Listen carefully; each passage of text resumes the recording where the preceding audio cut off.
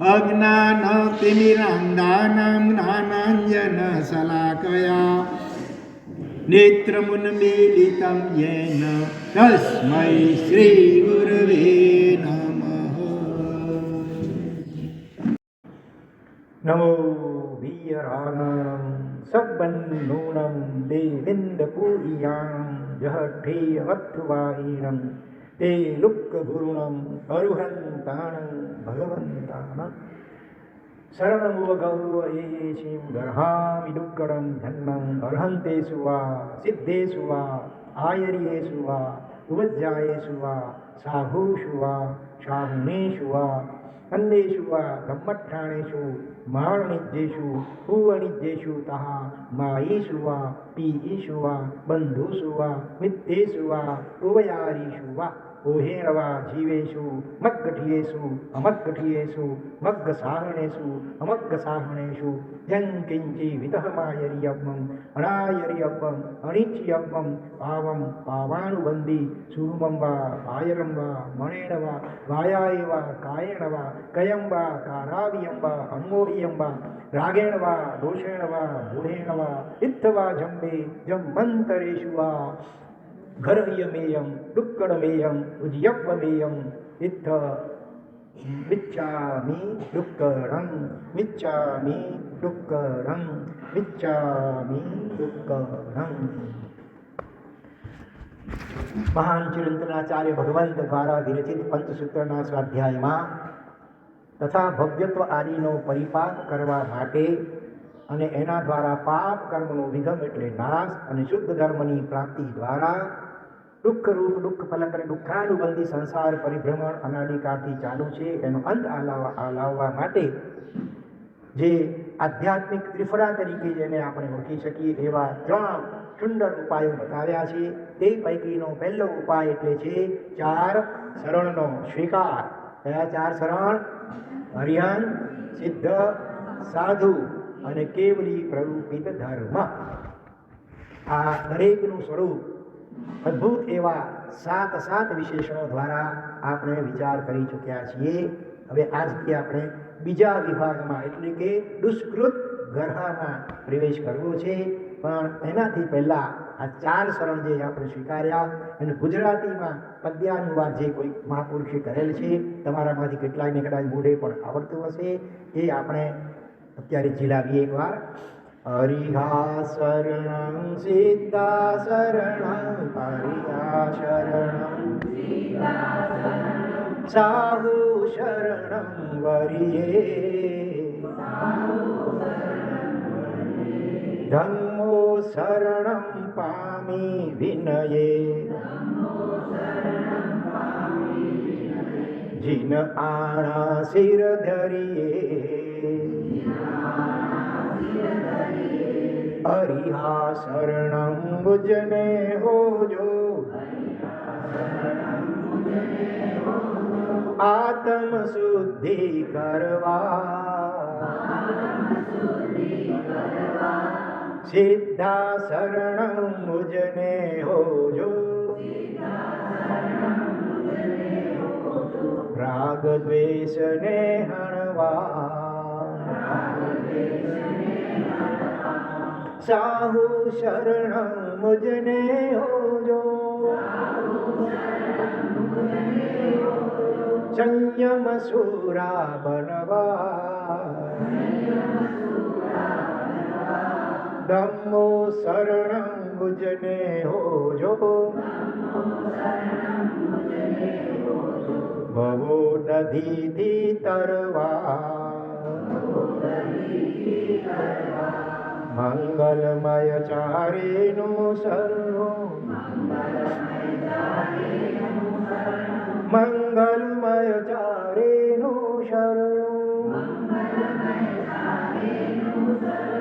મંગલમય ચારેનું શરણું સગડિયા પડા ટાળે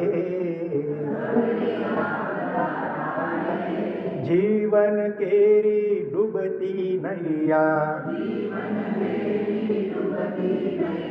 ભવજલ પાર ઉતારે હરિયા શરણં સિદ્ધા શરણં હરિયા શરણં સિદ્ધા શરણં હરિયા શરણં સિદ્ધા શરણં સાહુ શરણં વરિયે ધમ્મો શરણં પામી વિનયે જીન આણા શિર ધરિયે. આ ચાર શરણમાં ગઈકાલે આપણે ચોથું શરણ, જેનું શું નામ છે? કેવું ચોથું શરણ? કેવલી પ્રરૂપિત ધર્મ. ખાલી ધર્મ નહીં, પણ કેવલી ભગવંત દ્વારા પ્રરૂપાયેલો ધર્મ. એના કુલ 7 વિશેષણો વિચાર્યા હતા. ચાલો સંક્ષેપમાં એક પછી એક વાર કોઈ પણ બોલતા આવો પેલા ભાઈઓમાંથી. કોઈ પણ એક વિશેષણ, ધર્મના 7 વિશેષણોમાંનું એક તો આ કેવલી પ્રરૂપિત, એ પણ એક વિશેષણ રૂપ છે. અને બીજા 6 વિશેષણોમાંથી કોઈ પણ વિશેષણ બોલો. હા, અથવા હું પ્રાકૃતમાં બોલું છું, પછી તમે ગુજરાતીમાં કહેજો. તો તાહા સુરા સુર મણુ પૂયો બોલો પોટેથી. સુર અને અસુરો અને મણવો એટલે મનુષ્યો, એના વડે પૂજાયેલો જે ધર્મ. પછી મોહ તિમિ રંસુ માલી, મોહરૂપી તિમિર એટલે અંધકાર, એનો નાશ કરવા માટે કોના સમાન? અંશુમાલી એટલે સૂર્ય સમાન એવો ધર્મ. પછી રાગ દોષ વિષ પરમ મંતો, રાગ અને દ્વેષ રૂપી વિષ એટલે ઝેર, એનો નાશ કરવા માટે પરમ મંત્ર, ગારુડિક મંત્ર સમાન જે ધર્મ છે. પછી હેવું સયલ કલ્યાણમ એટલે સકલ કલ્યાણનો હેવું એટલે હેતુ, કારણ. જે કાંઈ પણ સારી વસ્તુઓ જીવને પ્રાપ્ત થાય છે એ બધાનું મૂળ કારણ છે કેવલી પ્રવૃત્તિ ધર્મની કરાયેલી આરાધના. પછી કર્મ વણ વિહાવસુ, કર્મ એટલે કર્મ રૂપી વણ એટલે જંગલ, એને બાળવા માટે વિહાવસુ એટલે વિભાવસુ, સંસ્કૃતમાં વિભાવસુ જેનો અર્થ અગ્નિ. વિભાવસુ એટલે અગ્નિ. કર્મરૂપી વનને બાળવા માટે અગ્નિની ગરજ સારે છે ધર્મ. કર્મ સાહગો સિદ્ધ ભાવસ્ય, સિદ્ધ ભાવ સિદ્ધ દશા એનો સાહગો એટલે સાધક, સિદ્ધ દશાને સાધી આપનાર, જીવને સિદ્ધ પરમાત્મા બનાવનાર. એવું કોણ? કેવલી પન્નત, કેવલી પન્નતમ ધમ્મમ. કેવલી પન્નતો ધમ્મો જાવ જીવન બે ભગવં શરણમ. કેવલી ભગવાન દ્વારા પ્રરૂપાયેલો એવો ભગવાન શબ્દ, ભગવાન એટલે ભગવાન, બહુમાન વાચક શબ્દ છે અહીંયા. ભગવાન ધર્મ એ જિંદગીભર માટે મારે સરળ રૂપ હો, અર્થાત હું જિંદગીભર માટે એનું શરણું સ્વીકારું છું. અર્થાત શક્તિ પ્રમાણે ઉત્તરોત્તર વધુ ને વધુ સારી રીતે આ આવું મહાન વિશિષ્ટ ધર્મ, એને જેણે અનેક પાપીઓને પણ પાવન બનાવ્યા, પતિતને પણ પરમાત્મા બનાવી દીધા, એવો અનેક દાખલા ગઈકાલે આપણે વિચારી ગયા. આવા ધર્મનું મને જિંદગીભર માટે શરણ હોવું એટલે કે આ ધર્મની ઉત્તરોત્તર વધુ ને વધુ સારી રીતે આરાધના કરવા માટે હું સતત પ્રયત્નશીલ રહીશ. તો આ રીતે 4 શરણ સ્વીકાર્યા પછી હવે શું કરવાનું? તો કે શરણ ભુવ ગૌ એ સિમ, એ સિમ એટલે આ આચાર એનું શરણમ ભુવ ગૌ, શરણમ ઉપગતઃ એમના શરણને પામેલો અથવા એમના શરણે રહેલો, આ 4ના શરણે રહેલો એવો હું શું કરું છું? હવે ગરહાની દુક્કડમ, દુષ્કૃતની ગરહાની એટલે ગરહા કરું છું, એટલે કે ગુરુ સાક્ષીએ એની મારા પોતાના દુષ્કૃત્યોની નિંદાને પશ્ચાતાપ કરું છું. બરોબર? આપણા જીવે ભૂતકાળમાં દુષ્કૃતની ગરહા ભૂતકાળના ભગવાને હમણાં ખૂબ કરી રહ્યો છે, પણ ફરક શું છે?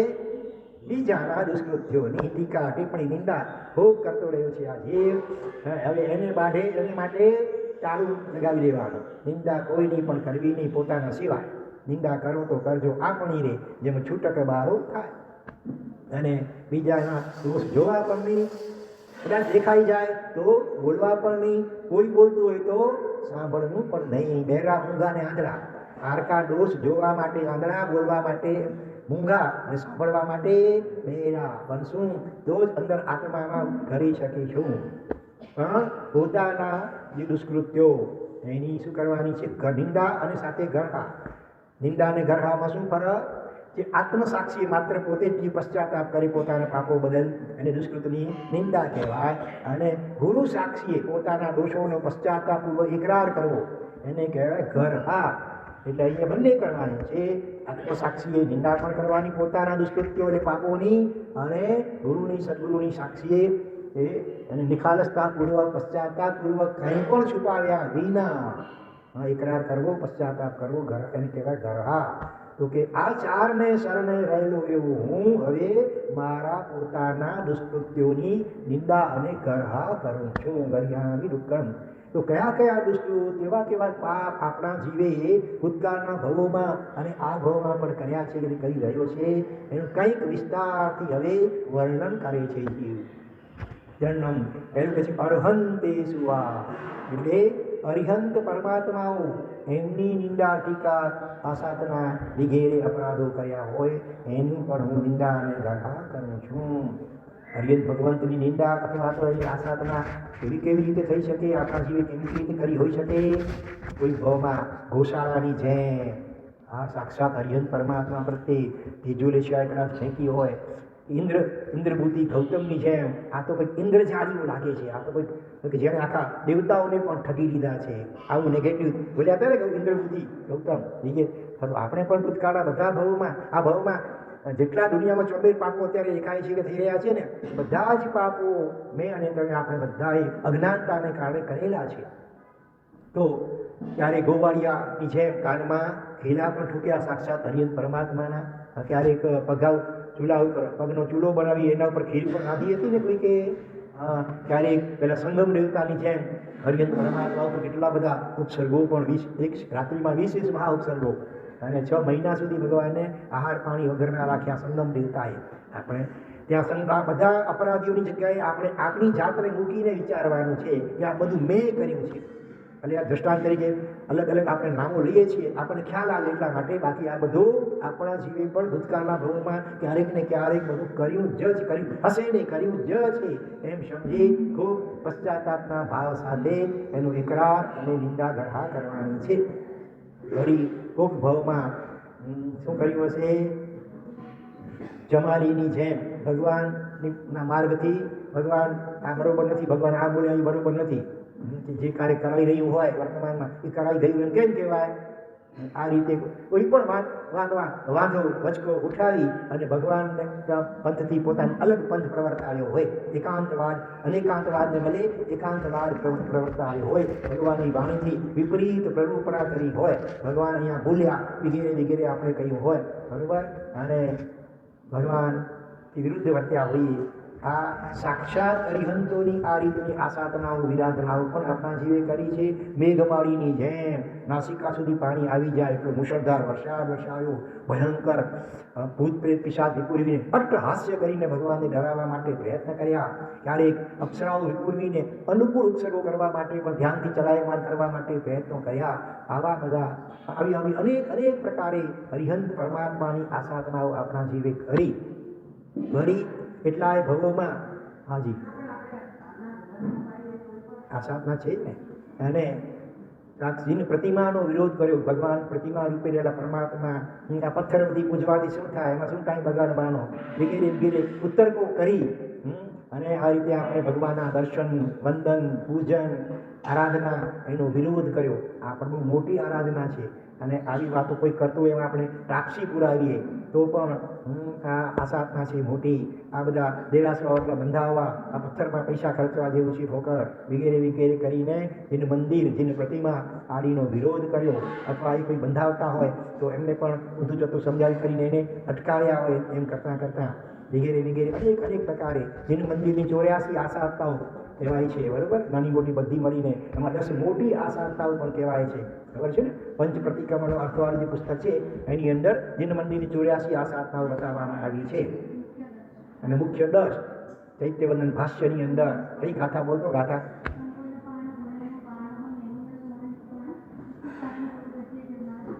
ચૈત્યવંદન ભાષ્યની આ એક જ ગાથામાં 10 મોટી આસાધનાઓનો ઉલ્લેખ આવી ગયો. તંબોલ એટલે મુખવાસ, દેરાસરમાં કંઈક ને કંઈક દાણા ભર્યાની કે કંઈ ને કંઈ ઊંચું પાન મોઢામાં ચાલતું હોય અને મંદિરમાં ગયા હોઈએ તો આ સાધના મોટી આ સાધના બરોબર. ચંબોલ પાણી પીવાનું પણ નિષેધ છે હકીકતમાં. હકીકતમાં દેરાસરના કમ્પાઉન્ડમાં પણ પાણી પીવાનું ન હોવું જોઈએ.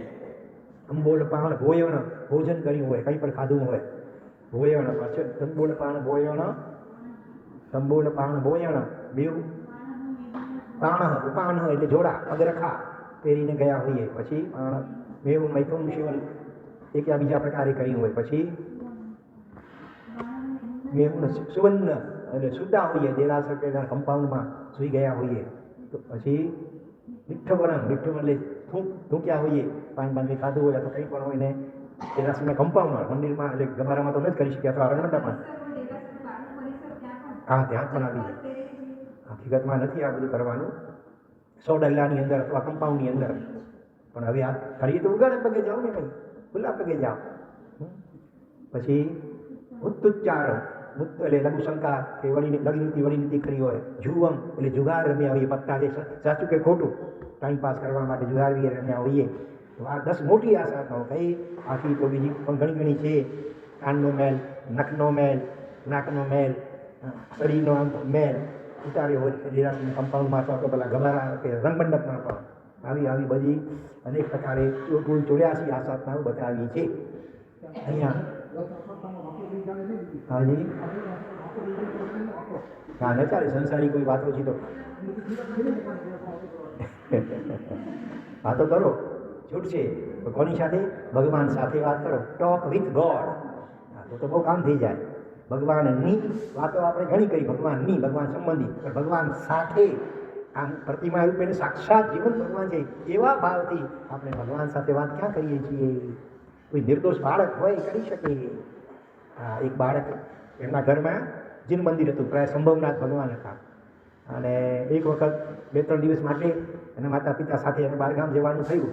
તો ભગવાનને કહે, જો ભગવાન હમણાં છે ને 2-3 દિવસ નહીં બને, ભલા આપના મિત્ર આપના ફ્રેન્ડ ભગવાન છે ને એમને મળવાનું કામ છે. આપના ફ્રેન્ડ ભગવાન બીજા ગામમાં જ્યાં મળવા જાઉં છું. પછી 2-3 દિવસ પછી પાછું આવે, જ્યારે 1 દિવસ મોડું થઈ, બધાને લાગી ગયો હશે, પાછો ગભરાય છે કે ભગવાનને વટશે તો, એટલે મમ્મીની સોળમાં છુપાય છે. મમ્મી કે કેમ બેટા? મને ભગવાન રોષશે કે કેમ મોડો આવ્યો? એટલે આ સાક્ષાત ભગવાન છે એવા ભાવ સાથે એટલે સંબંધ બાંધ્યો હતો ભગવાન સાથે. આવો સંબંધ આપણે બાંધ્યો. મૂર્તિને પ્રતિમા કહીએ છીએ. હકીકતમાં મૂર્તિથી પ્રતિમા શબ્દનો પ્રયોગ કરવો ને એ પણ એક પ્રકારે નીકળે તો ઉચિત નથી. આ ભગવાન કેવા સારા છે એમ બોલવું જોઈએ.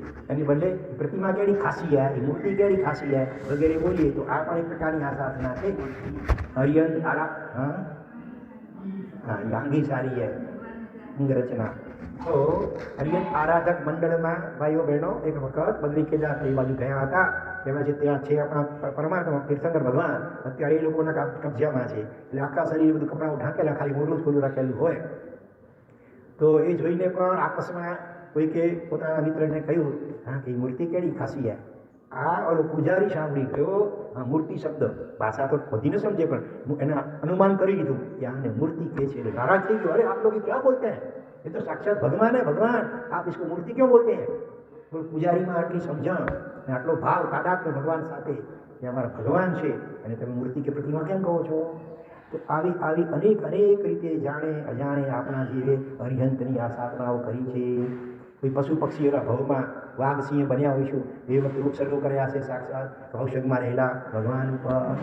તો આ રીતે સાક્ષાત કે સ્થાપના નિક્ષેપે રહેલા ભગવાન એની અનેક પ્રકારની ટીકા નિંદાઓ કરી હશે.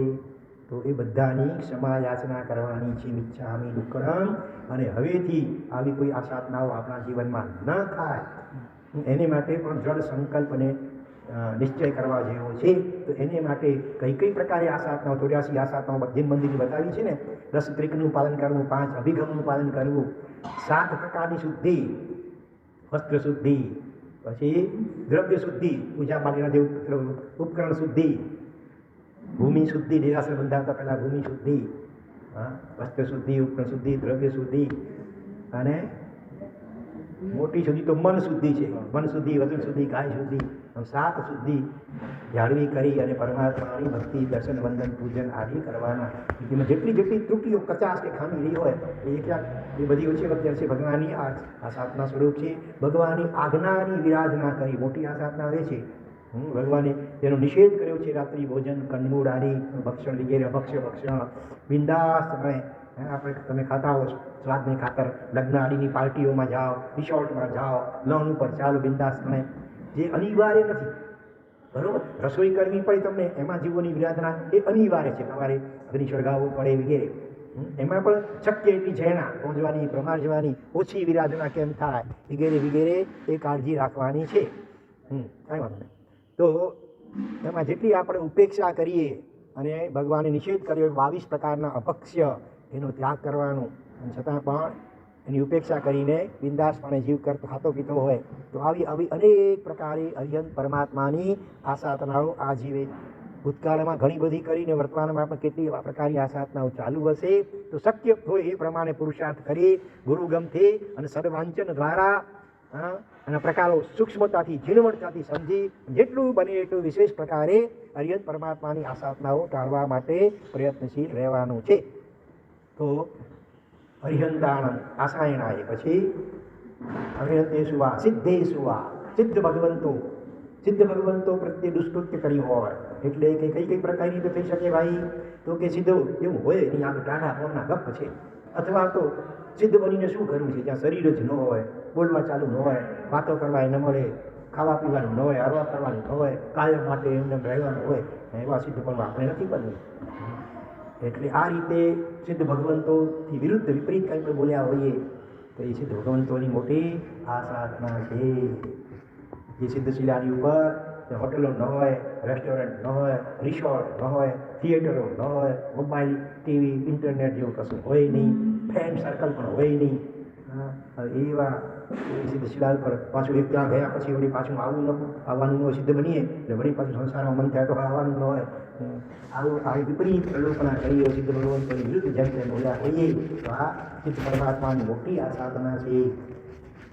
સિદ્ધ ભગવાનનો આપણા પર કેટલો મોટો ઉપકાર કે જેમણે સૂક્ષ્મની ગોળમાંથી જાણે આપણને બહાર કાઢ્યા, છતાં એમની વિરુદ્ધ કંઈ પણ બોલવું તો આ સિદ્ધ ભગવંતોની મોટી આ સાધના છે. મારે બોક્સમાં જવું જ નથી, મારે તો આ સંસારમાં મજા છે વગેરે વગેરે બોલવું અનેક પ્રકારે સિદ્ધ પરમાત્માઓની આ સાધના છે.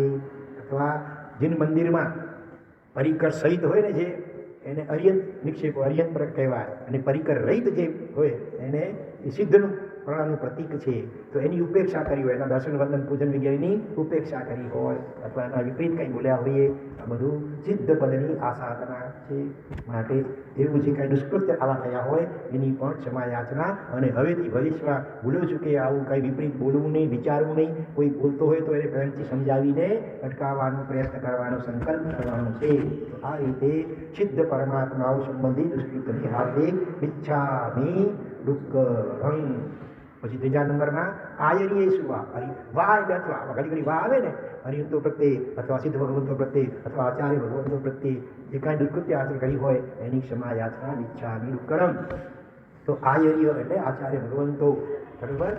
તો આપણને પ્રત્યક્ષ પણ હોય છે, બરાબર. અરિહંત અને સિદ્ધ આ ભાવમાં સાક્ષાત અરિહંત પ્રત્યક્ષ સિદ્ધ ભગવંતો કાયમને માટે આપણે અપ્રત્યક્ષ સિદ્ધ બનશું આપણે પોતે, અથવા આખી બલિદાની બનશું ત્યારે સિદ્ધ ભગવંતોના આપણને ખ્યાલ આવશે. બાકી ત્યાં સુધી તો માત્ર શાસ્ત્રોના આધારે આપણે શાબ્દિક રીતે એની કલ્પના કરવાની રહી.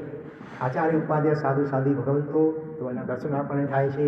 તો અનેક પ્રકારે આ સાધનાઓ નિંદા ટીકા કરી હોય, બરાબર. પાંચ આંગળી સરખી ન હોય, એમાં ઉત્તર ગુણમાં કંઈક કચાશ પણ હોય, છબસ્ત અવસ્થા છે ને કે સંપૂર્ણ એમાં આચાર્ય ગણધર ભગવંતો પણ આવી જાય.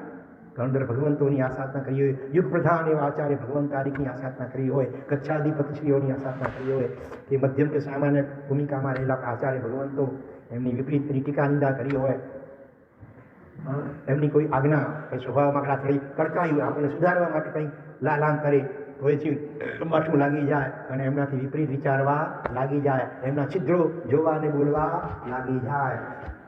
તો ઇત્યાદિ અનેક પ્રકારે આચાર્ય ભગવંતોની આસાધનાઓ કરી હોય એની પણ હાર્દિક ક્ષમા યાચના કરવાની છે. નહીં તો જન્માંતરોમાં આપણને આવા બધા મહાન પરમ તારક અંશ પરમેશ્વરી ભગવંતો એમની પ્રાપ્તિ અત્યંત દુર્લભ બની જશે. આચાર્ય ભગવંતોનો કેટલો મહાન ઉપકાર છે. તીર્થંકર ભગવંત છેલ્લા મહાવીર સ્વામી એમણે સ્થાપેલું શાસન આજે 2600 જેટલા વર્ષો પછી પણ આપણને પ્રાપ્ત થયું છે. મુખ્ય નિમિત્ત કારણ કોણ બન્યા છે? આચાર્ય ભગવંત, બરાબર. એમણે શાસન કચ્છનું સંચાલન સારી રીતે કર્યું. અનેક આક્રમણો થયા, હા, જૈન શાસન વિરુદ્ધ એમાં પોતાની જાનને પણ જોખમમાં મૂકીને એ શાસનની રક્ષા કરી છે, ધર્મની રક્ષા કરી છે. આવા મહાન પરમ ઉપકારી આચાર્ય ભગવંતો કોઈ પણ સમુદાયની રચના હોય તો એની કોઈ પણ પ્રકારે આપણે આસાધના કરી હોય. ઘણીવાર પોતાના ગચ્છ કે સમુદાયના એના પ્રત્યે આદર હોય, પણ બીજા ગચ્છના સમુદાયના હોય તો એના પ્રત્યે અનાદર થઈ જાય. તો કોઈ પણ પ્રકારે આચાર્ય ભગવંતના છિદ્ર જોયા હોય, દોષ જોયા હોય, વિપરીત વિચાર્યું કે બોલ્યું હોય, વિપરીત આચરણ કર્યું હોય, આચાર્ય ભગવંત વિદ્યમાન હોય છતાં એમને ઉપદેશ વગેરે સાંભળવામાં ઉપેક્ષા કરી હોય, બરાબર, ટીવી, મોબાઈલ કે સગાવાલા સાથે મેળાવા કરવા વગેરેમાં લીન હોઈએ અને ઉપદેશ સાંભળવા ન જઈએ અથવા દર્શન વંદન વગેરે પણ બહુમાનપૂર્વક ન કરીએ, આ પણ આચાર્ય પદની આસાધના છે. તો આવી રીતે ભૂતકાળના ભવોમાં અને આ ભવમાં પણ જે કાંઈ મન વચન ખાયા છે આચાર્ય ભગવંતોની પ્રત્યે દુષ્કૃત્યો આચર્યા હોય, કર્યા કરાવ્યા અનુમોદ્યા સૂક્ષ્મ કે બાદલ બધાની હાર્દિક ક્ષમા યાચના મિચ્છામિ દુક્કડમ.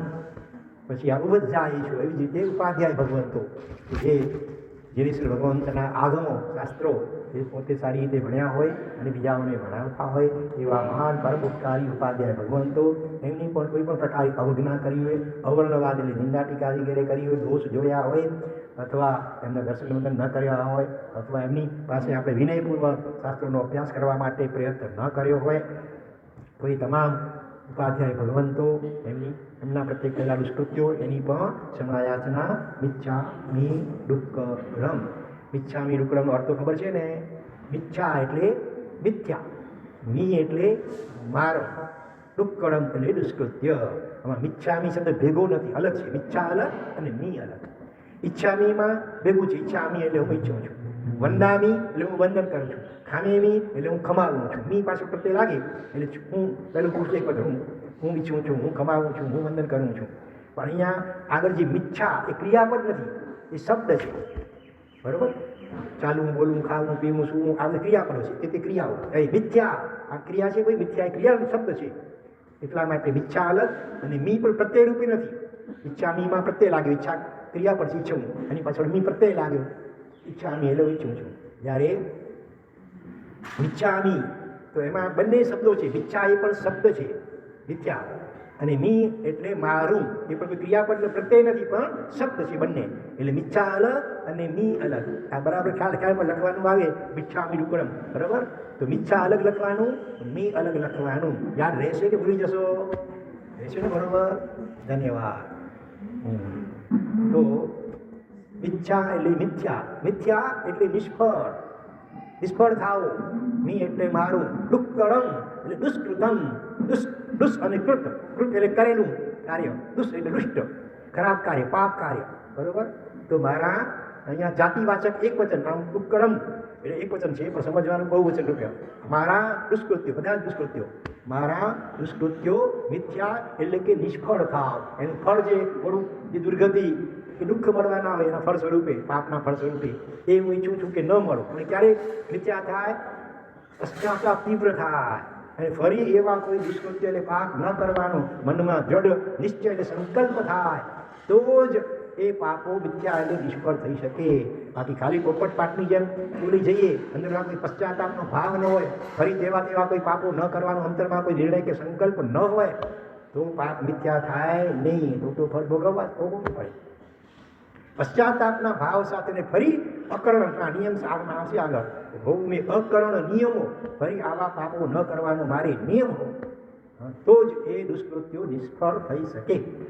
તો ઉપજાય અરિહંત સિદ્ધ આચાર્ય ઉપાધ્યાય. પછી સાહુ સુવા, સાધુ ભગવંતો પ્રત્યે જે કાંઈ પણ અવિનય, અપરાધ, આસાધનાઓ, દુષ્કૃત્યો કર્યા હોય એની પણ ક્ષમાયાચના, બરોબર. છદ્મસ દશા છે, કંઈક ને કંઈ થોડી ઘણી ત્રુટિ પણ હોઈ શકે. સંપૂર્ણ તો વિતરાગ હોય એ હોય, આકારમાં તો કોઈ વિતરાગ તો છે નહીં, એટલે ઊંચે વખતે એસી ત્રુટિ હોય પણ છતાં એના ઉપર ફોકસ ન કરતા એમનામાં જે પોઝિટિવ ગુણો રહેલા હોય, વિશેષતાઓ રહેલી હોય એના ઉપર આપણે ફોકસ રાખવું જોઈએ. અને એ રીતે સાધુ ભગવંતો માટે નેગેટિવ વિચારવું નહીં, નેગેટિવ બોલવું નહીં. કોઈ નેગેટિવ બોલતો હોય તો સાંભળવું પણ નહીં, બલકે એને પણ અટકાવવા માટે પ્રયત્ન કરો. એમાં ટાપસી તો ભૂલે ચૂકી ન ભૂલવાય. હા, બધું આવું છે આવું. અને ઘણી વાર તો ક્યાંક એકાદ બે ઠેકાણે કંઈ ત્રુટિ જોવા મળે તો પછી સામું બધા ઉપર માટે નેગેટિવ બોલી નાખે. આજકાલ બધી આવું છે. તો આ કેટલી મોટી આસાધના થઈ જાય. અને શાસ્ત્રમાં કહ્યું છે એક સાધુ ભગવાનની આસાધના એટલે અઢી દીપ મારેલા બધા સાધુ સાધી ભગવંતોની આસાધના કરવા તુલ્ય છે.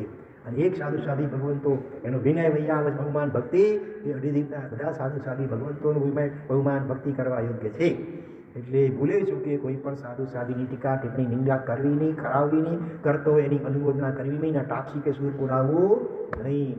એ વાલકેશ્વરની ઘટના યાદ આવે કે પાકી જેવો દિવસ હશે અને એક મોટી ઉંમરના સાધુ ભગવાન એમના શરીરની સ્થિતિ એવી હતી કે એ કંઈ રક્ષા કરી શકે એમ નહોતા. એટલે નોકરસીને આપણે એમને કંઈ વાપરવું પડે, એસિડિટી હશે કે જે કાંઈ ડૉક્ટરે કીધું હશે કે ભાઈ તમારે દર 2-3 કલાકે કંઈક થોડું ઘણું પણ ખાવું. અને સવારના વરમાં વરવા ગયા, નોકરસી પાકીનો દિવસ હતો તો વરાવી દીધું હતું. જેવા એ બહાર નીકળ્યા છે તરત ઘરના જે સભ્ય મુખ્ય હતા એમણે આપસમાં ટીકા કરી, જોયું આવા મોટા દિવસે પણ સવારના પોરમાં નીકળી પડ્યા. અને કહેવાય છે કે અતિ ઉગ્ર કોટીનું પુણ્ય અને અતિ ઉગ્ર કોટીનું પાપ મોટે ભાગે તત્કાળ પણ ફળ આપે છે. બરોબર, જેવું આ બોલ્યા સીધો એટેક આવી ગયો, જીભ ઉપર લખવા ન બોલતી બંધ થઈ ગઈ. પછી ખૂબ પશ્ચાતાપ કર્યો હશે, માફી માગી હશે, ત્યારે કદાચ માન છૂટ્યા હશે.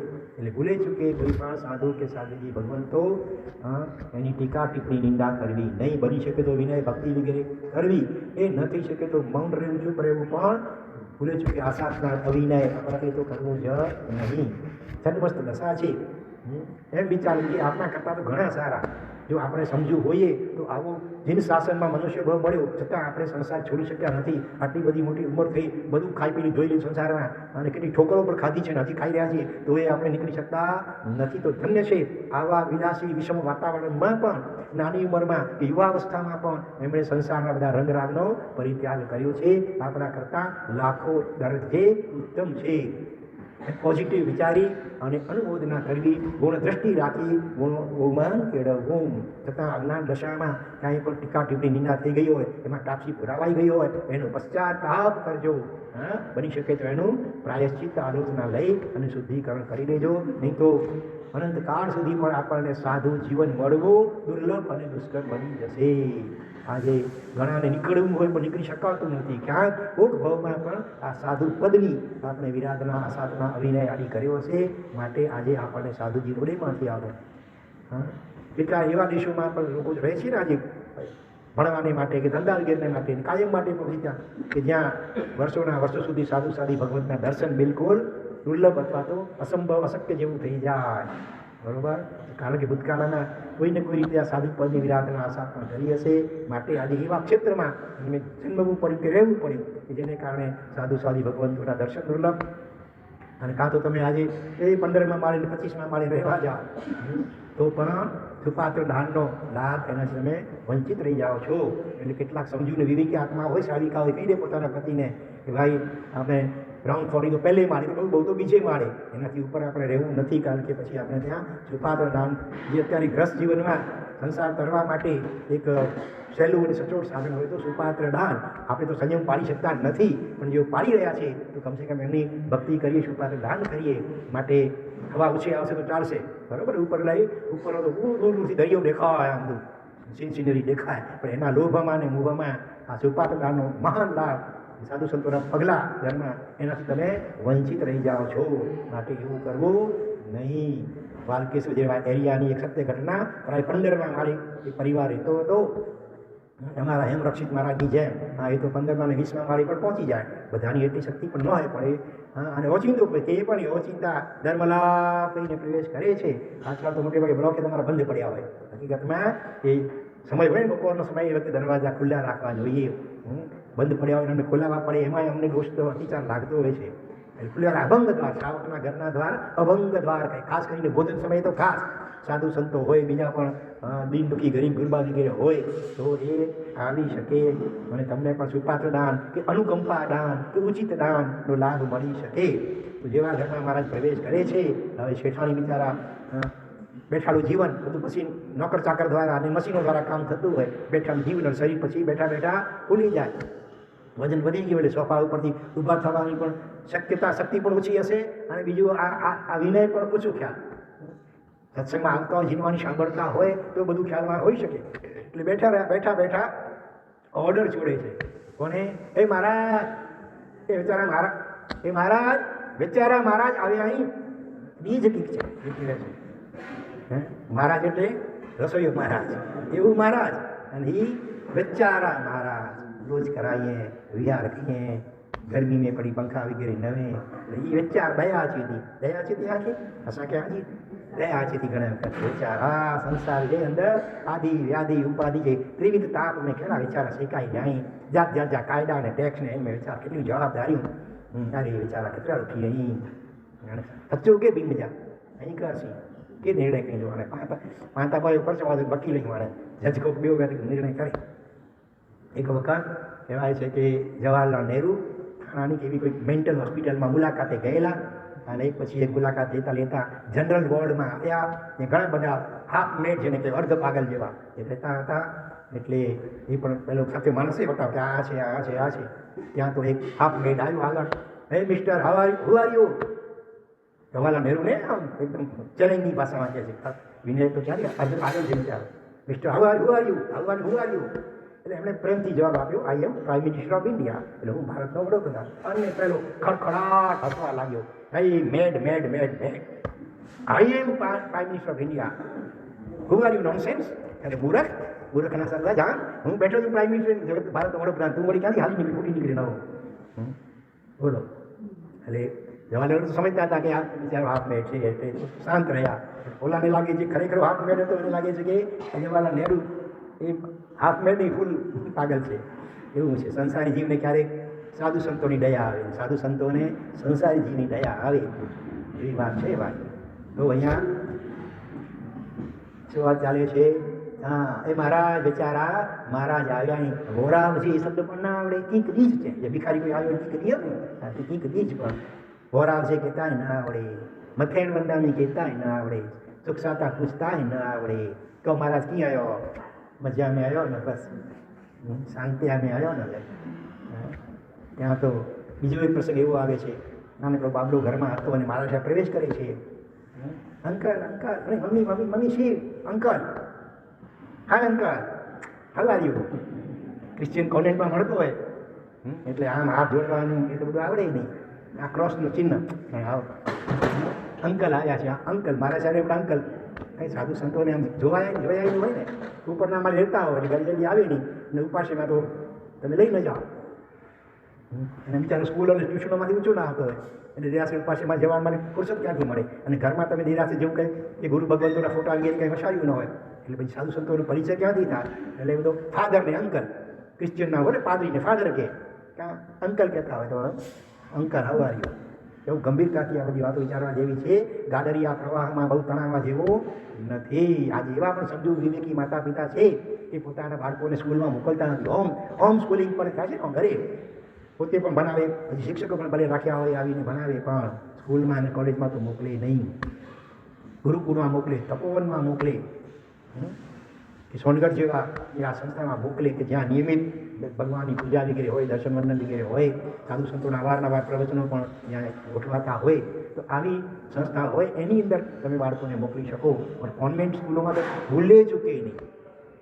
આજે ઇંગ્લિશ તો હાલી પડ્યું છે, ભલે કદાચ ઇંગ્લિશ મીડિયમ ગુજરાતી મીડિયમ હોય તો વધારે સારું માતૃભાષાનું, પણ કદાચ એ પણ શક્ય ન જણાતું હોય ક્યારે તો છેવટે કોન્વેન્ટમાં એટલે કે ક્રિશ્ચિયનોનું જે હોય સ્કૂલો કોલેજ એમાં ભૂલી ચૂકે ન મોકલવા. કારણ કે ત્યાં તમારું કોઈ રક્ષા પોટલી ત્યાં તિલક કશું કરવા મળે નહીં, કમ્પલસરી બધું કાઢી નાખવું પડે. એટલે આપણા એવા જાત જાતના ષડયંત્રો દ્વારા આ ધર્મમાં જગતમાં ઈસુ એ જ બસ ગોડ છે એકમાત્ર, બીજા કોઈ નહીં. નાના કુમળા બાળકોના મગજમાં યુક્તિ પ્રયુક્તિઓ દ્વારા આવું બધું ઠસાવી દેવામાં આવતું હોય.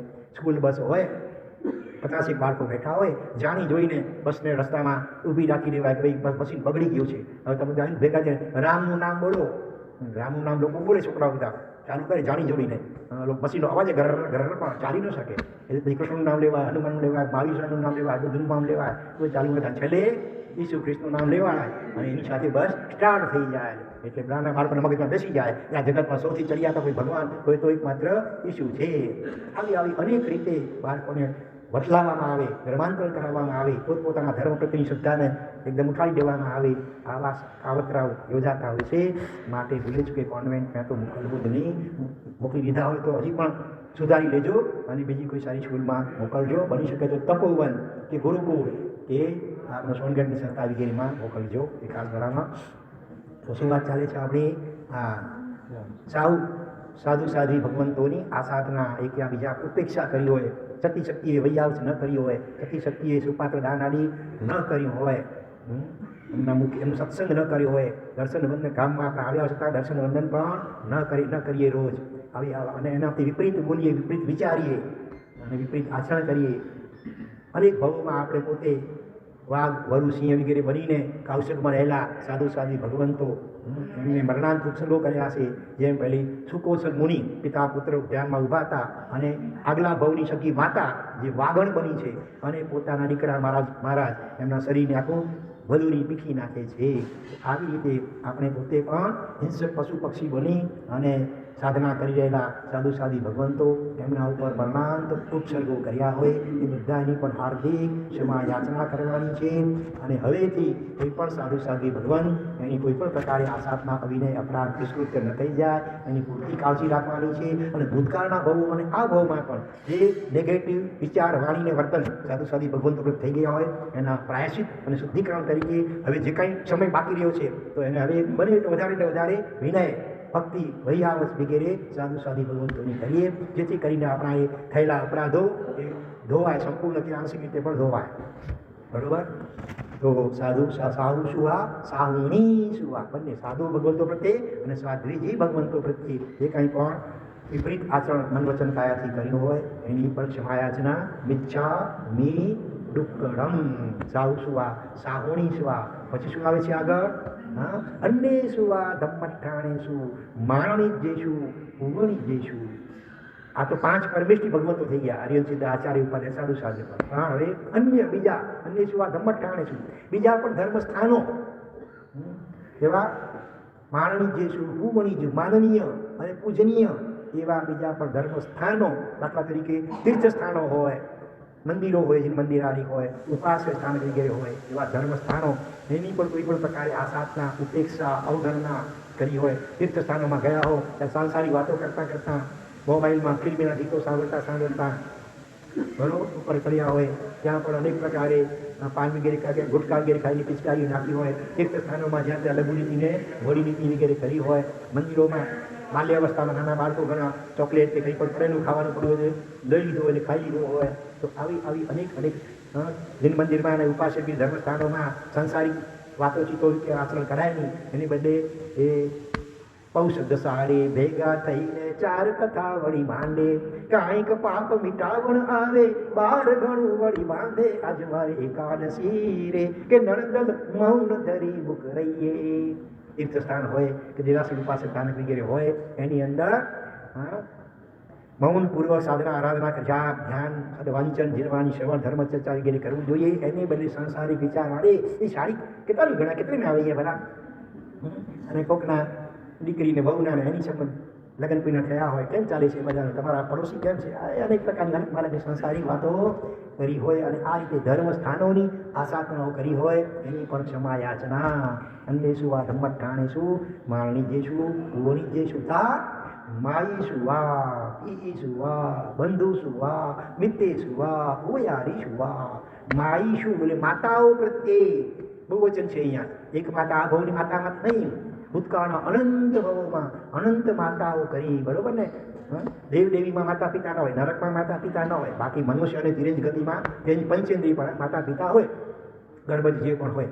તો એ રીતે આ ભવમાં માતાઓને કેટલા હેરાન કર્યા હશે. અજ્ઞાન અવસ્થામાં નાનું બાળક હોય અનેક રીતે લઘુનીતિ કરી નાખે. વળી તો અજ્ઞાન નાનું હોય પણ પછી મોટું થાય તો એ ઘણી વાર મા બાપની સામે બોલે. બરોબર? ઝઘડો કરે માતા સાથે પિતા સાથે, એની ઈચ્છા પ્રમાણે કંઈ ન લાવી શકે પિતા ધારો કે તો પિતા સાથે ઝઘડો કરે. પિતા કંઈ ઠપકો આપે, સરખો ભણતો ન હોય, પરીક્ષામાં નાપાસ થતો હોય તો ક્યારેક ઠપકો પણ આપે પિતા, તો એ સહન ન થાય અને પિતાની પણ સામે જેમ તેમ બોલી નાખે. કાં પછી આપઘાત કરી નાખે એટલે પિતા પાછળ ક્યારેક કોર્ટમાં ધક્કા ખાયા કરે, ભલે જેલમાં પુરાવવું પડે. આવી અનેક રીતે માતાઓ અને પિતાઓની આસાધના કરી હોય, માની સામે બોલ્યા હોય, ઝઘડા કર્યા હોય, 9 મહિના સુધી માતામાં ગર્ભરૂપે રહી કરીને પણ તકલીફો તો આપીને એની એક ક્ષમાયાચના કરવાની છે. બરોબર? જ્યારે કેટલાક એવા યુવાનો ભાઈઓ બહેનો હોય છે ભવ આલોચના લે ને, નાની ઉંમરથી માંડી અત્યાર સુધીમાં જે અપરાધ થયા હોય એને યાદ કરી ડાયરીમાં નોંધ કરે.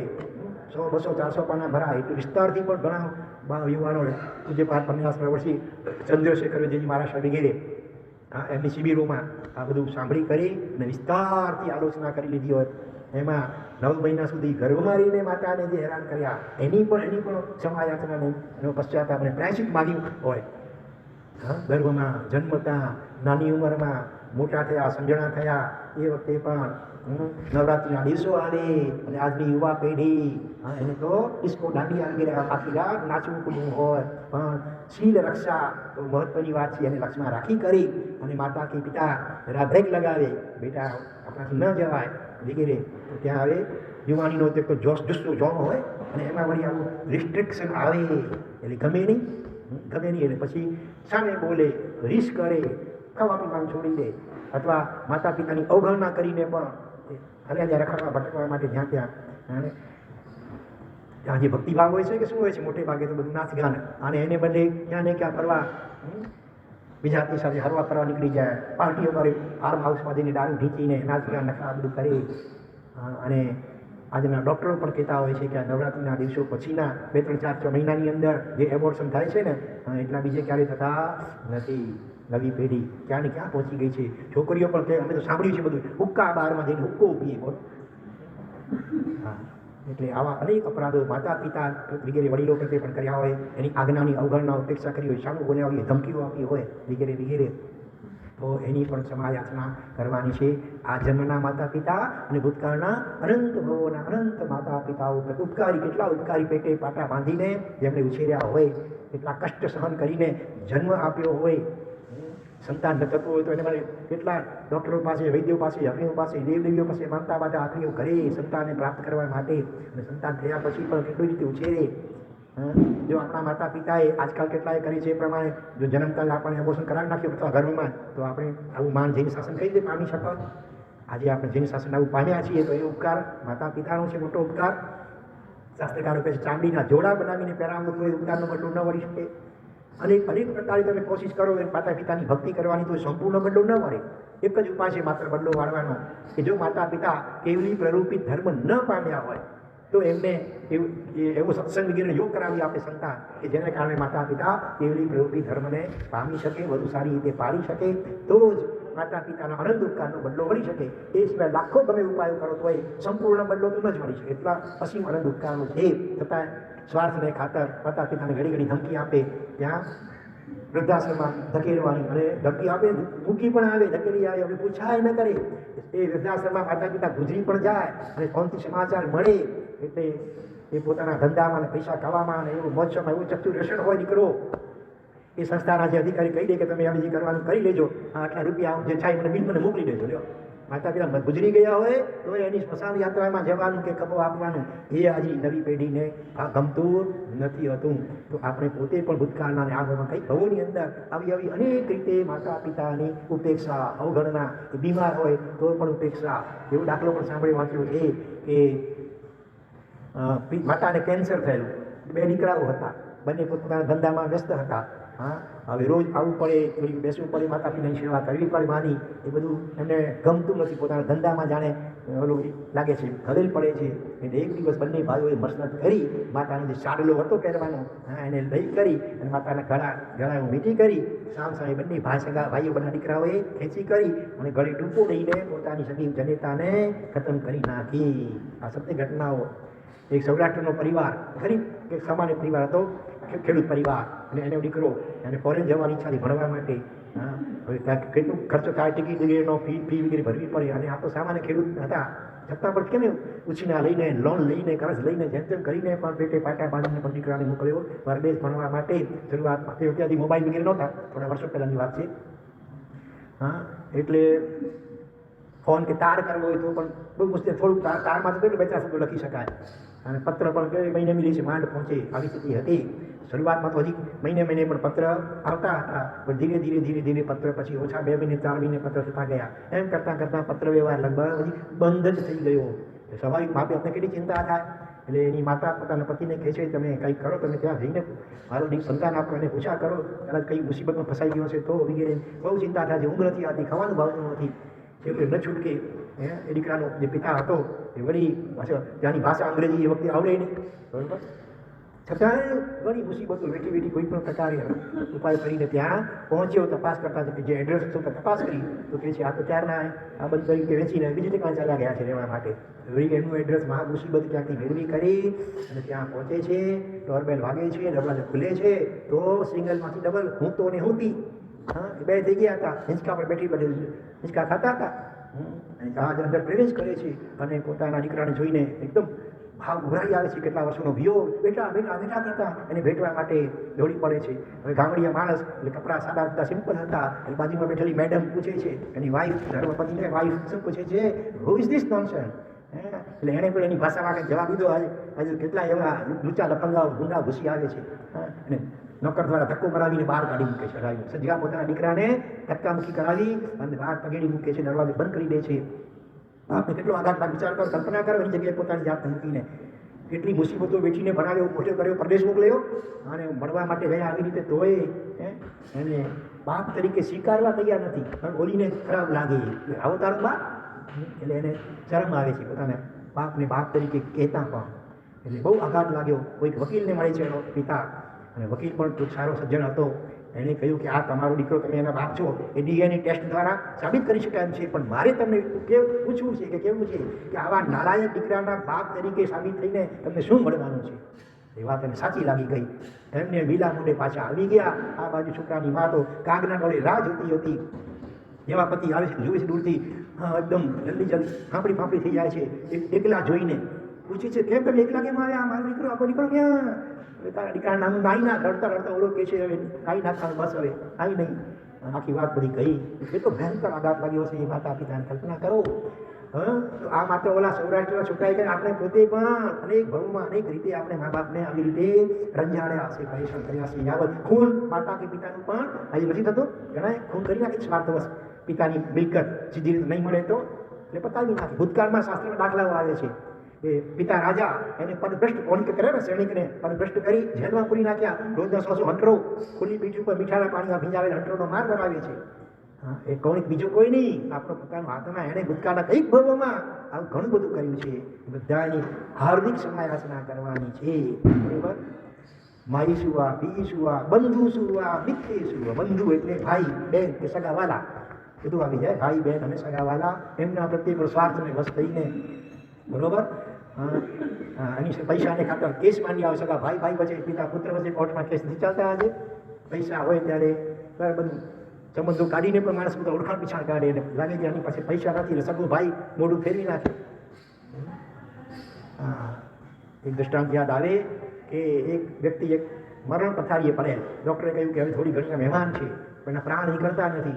શીકડાઓ પૂછે છે, બાપુજી આપની અંતિમ કંઈ પણ ઈચ્છા હોય તો કહો, તો એ પ્રમાણે પૂરી કરવા માટે પ્રયત્ન કરીએ.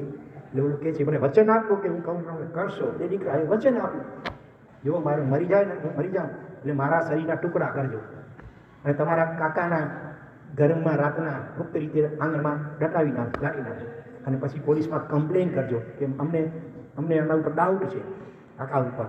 અને પછી કે તમારા શું કહેવાના કાકા એને ફાંસી મળે એવું કરજો તો મને સંતોષ થશે. બરોબર? દીકરાઓ હચમચી ગયા સાંભળી કરીને કે આ પોતાના સગા ભાઈ માટે આવું ષડયંત્ર. એટલે કેટલું ભાઈના પ્રત્યેના વર્ણના ખુન્નસ હશે આખું. વિચારો, સગા ભાઈ પ્રત્યે કેટલું ખુન્નસ હશે કે એ ફાંસી ચડે એને માટે પોતાના શરીરના ટુકડા કરાવીને એના આંગણામાં દટાવીને પોલીસની કમ્પ્લેન કરીને કેસ કરીને ફાંસીએ ચડાવવા એવું અકૃત્ય કરે છે.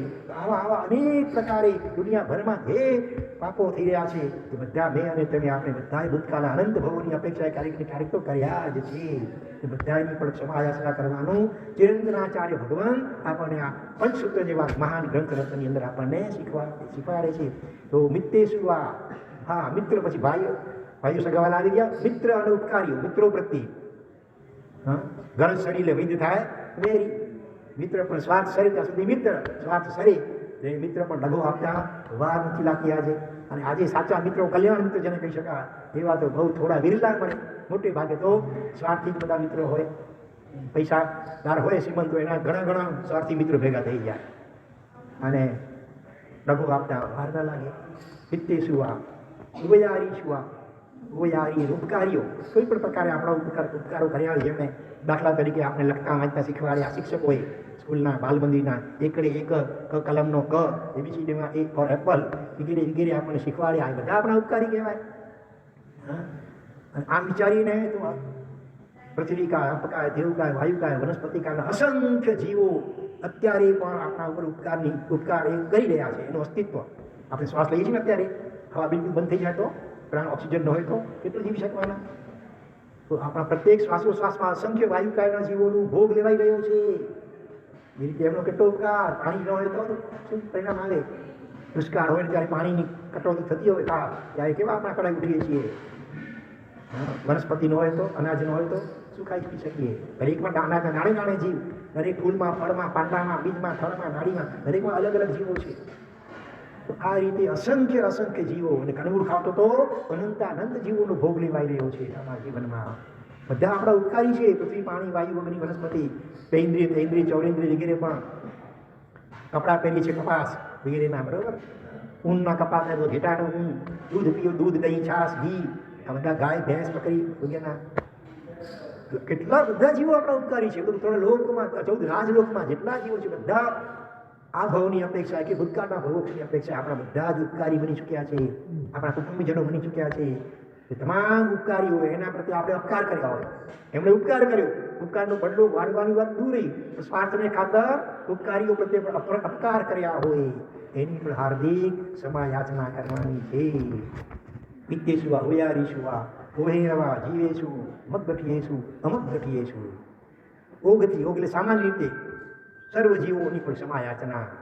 જીવેશુ ફરી બે ભેટ પાડે જીવેશુ મગગઠિયેશુ અમગગઠિયેશુ. મોક્ષ માર્ગ સ્થિત મોક્ષ માર્ગમાં રહેલા જીવો બરોબર થોડી ઘણી પણ ધર્મની આરાધના કરતી હોય, થોડી ઘણી પણ આત્મા કે મોક્ષની જેની રુચિ હોય અને યથાશક્તિ થોડું ઘણું આચરણ કરતા હોય ધર્મનું, એવા માર્ગ સ્થિત મોક્ષ માર્ગમાં રહેલા જીવો ધર્મી જીવો એની આસાધના, એની ટીકા નિંદા, એની ઈર્ષ્યા કરી હોય, એના ઉપર કોર્ટના કેસ માંડ્યા હોય વગેરે વગેરે, તો એની જે આસાધના એની પણ ક્ષમા. મગગઠિયેશુ અમગગઠિયેશુ. હજી ધર્મ ન પામ્યા હોય, ધર્મથી દૂર હોય, મોક્ષ કે આત્માનો સ્વપ્ન વિચાર પણ ના આવતો હોય, બિલકુલ કદાચ નાસ્તિક જેવા પણ હોય, તો એની પણ આસાધના નથી કરવાની, ટીકા નિંદા નથી કરવાની. સર્વે જીવા કર્મણઃ. બધા જીવો કર્મને આધીન છે. આપણે ભૂતકાળમાં એના કરતાં ઘણી નીચી દશામાં હતા જ બરોબર ને. માટે કોઈ ગમે એવો નાસ્તિક હોય કે ધર્મથી વિમુખ હોય એની કરુણા ચિંતાવાની, પણ ભૂલે છે કે ટીકા નિંદા કે તિરસ્કાર તો કરવો જ નહીં. છતાં અજ્ઞાન અવસ્થામાં અહંકારથી પ્રેરાઈને આપણે એ પણ કર્યું હોય બરોબર. માર્ગમાં રહેલા મોક્ષ માર્ગમાં રહેલા જીવો કે મોક્ષ માર્ગથી દૂર પણ વર્તમાનમાં એની પણ ટીકા નિંદા કે આશાતના અવગણા કરી હોય એની પણ ક્ષમા યાચના કરવાની છે. વિચ્છામિ દુક્કરમ. એવી રીતે મગ્ગ સાહણે શુવા અમગ્ગ સાહણે શુવા.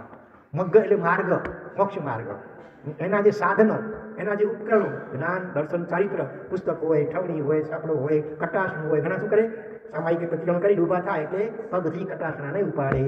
તો શું થયું? આ ધાર્મિક ઉપકરણ છે એની આસાધના. જ્યાં ત્યાં ધાર્મિક પુસ્તક ઉપકરણ જેમ તેમ ફેંકી દો એની પણ આસાધના.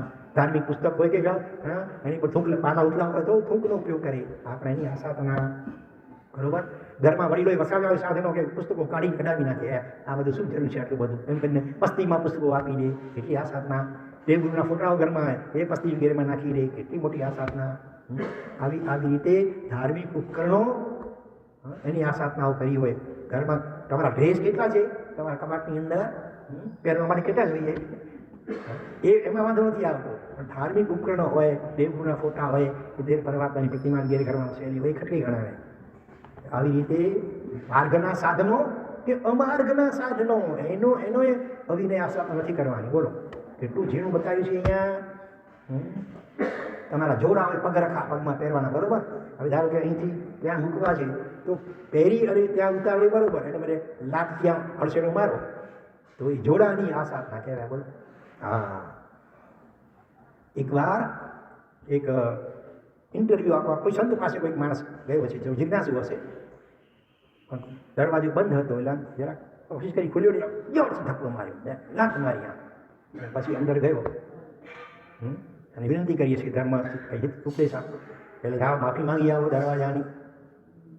લાત મારી દરવાજાને પડે, ભલે જળ છે ભલે અચેતન છે એ પણ ઉપકારી છે કે નહીં? દરવાજો તમારા ઘરમાં ન હોય તો બારી બારણા કશું હોય તો શું થાય? દિવાલો ઘરની ન હોય, બધું ઉપકારી છે. જળ ને ચેતન, જળની સાથે પણ જેમ તેમ નથી વર્તવાનું. પગ રાખવા છે એટલે પહેરવાનો ઉપયોગ થાય એ બરોબર, પણ લાત મારીને આમ હરસેડો ગાલો તો જોડાની તમે આસ્થાપના કરી કહેવાય.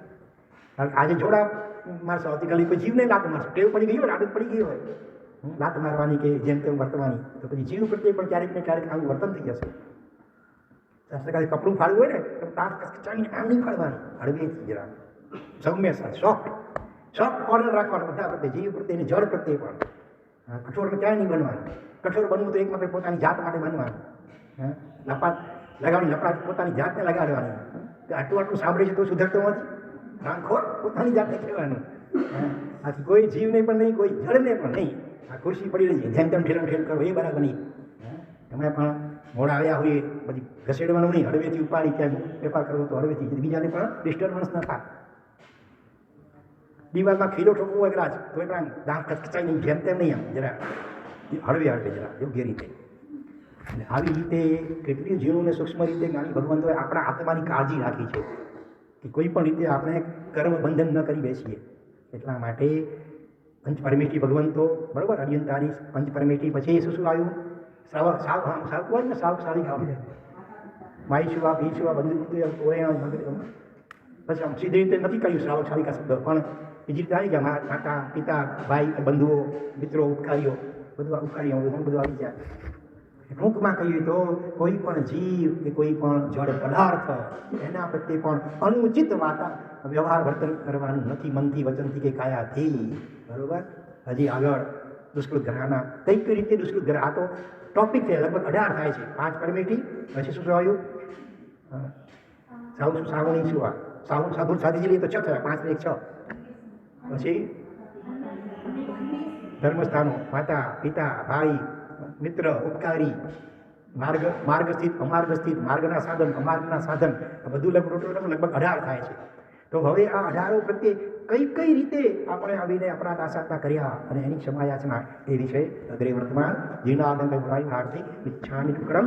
ઓમ શાંતિ શાંતિ શાંતિ.